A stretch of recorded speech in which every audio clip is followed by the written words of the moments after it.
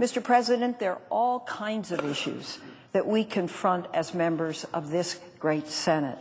There are issues of national security, the economy, health care, immigration, all tough issues. People often ask me why I care so much about assault weapons, why I have stayed with this issue for more than 20 years now. The answer is this. In my view, the proliferation of this specific type of weapon goes to the heart of what kind of society in which we want to live. It goes to what kind of culture we're going to raise our children in. And that, Mr. President, brings us to the horrific massacre at Newtown, Connecticut, 4 months ago. Sandy Hook, and a lot has been said about it, but I can't forget it. Sandy Hook was a safe school in a safe town.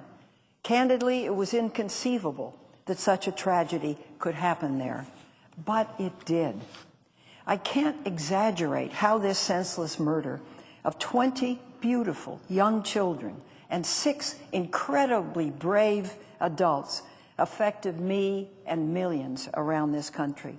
I think it's fair to say that this event really shocked the conscience of America. The pictures of these little victims still bring tears to the eyes of millions.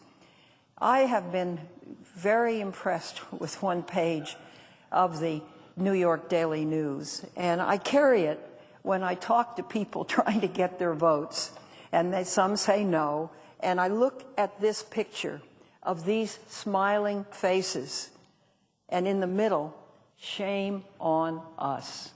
This was the cover of the New York Daily News, and I think it carries the message of what we are trying to do here, and I hope to show that during the time I speak.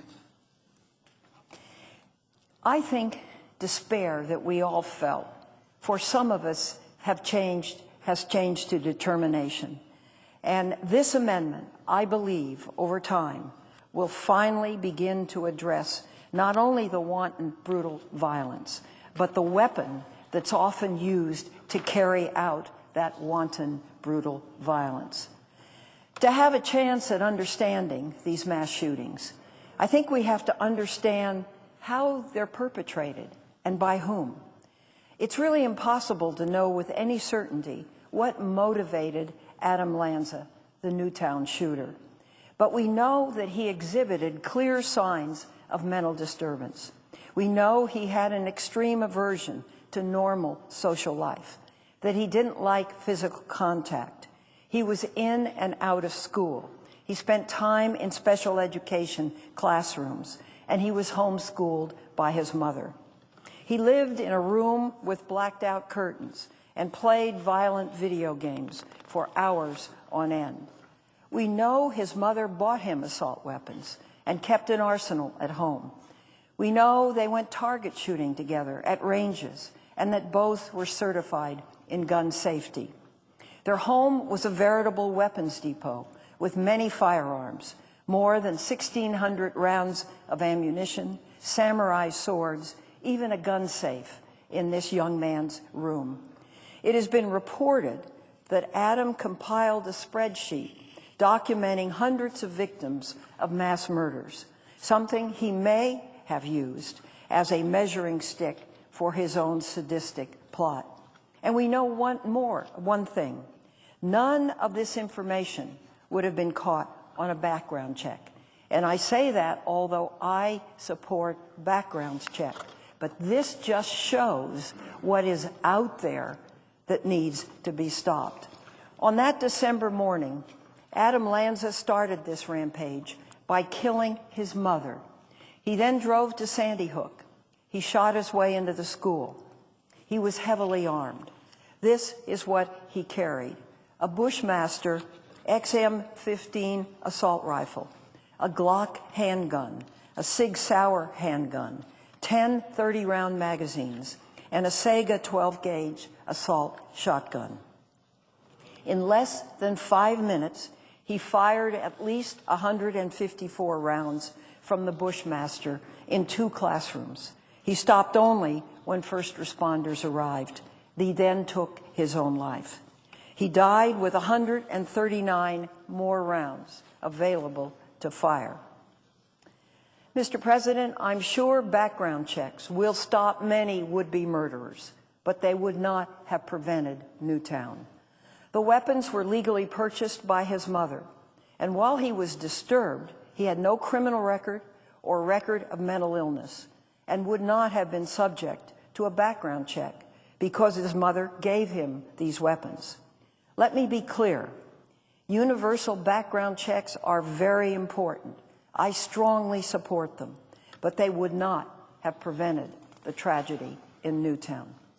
I have watched these mass shootings escalate over the past 40 years, 4 decades of my public life. 29 have taken place in just the past decade, 7 in the past year.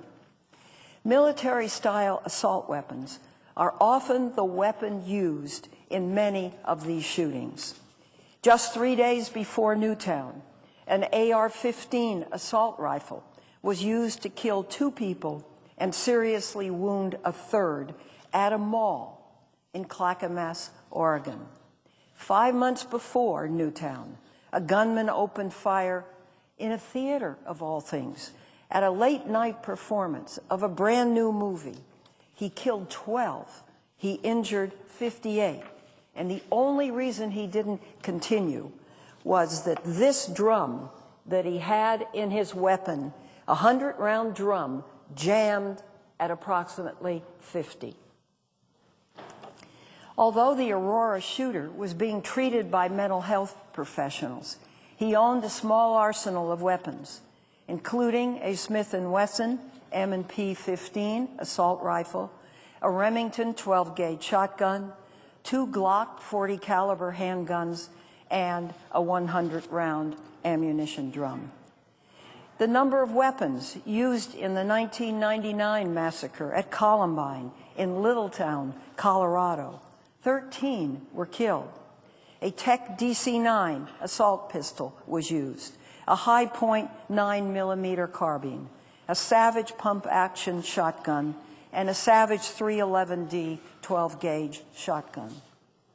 High-capacity ammunition magazines also play a role in these mass shootings.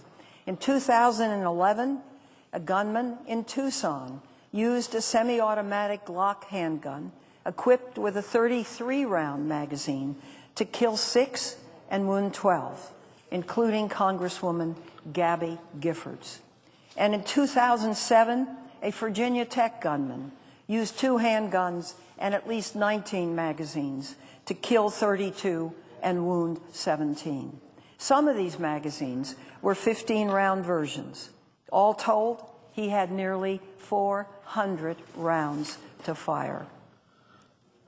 Now, has this ended with Newtown?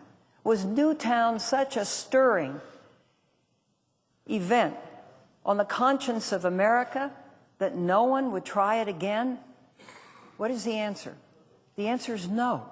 On March 18th, just 3 months after Sandy Hook, a former student at the University of Central Florida planned to set off a fire alarm in his apartment and kill students as they fled.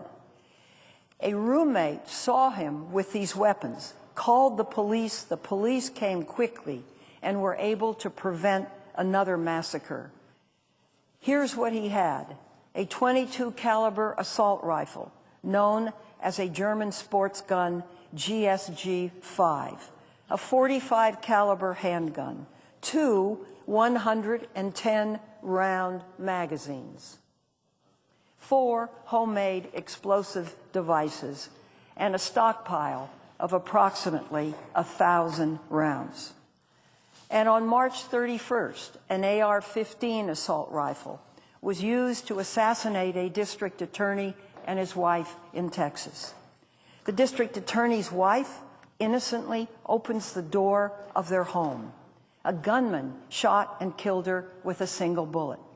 As her husband turned to try to get to his weapon, he was killed in a burst of at least 20 rounds. That's the offensive nature of these weapons.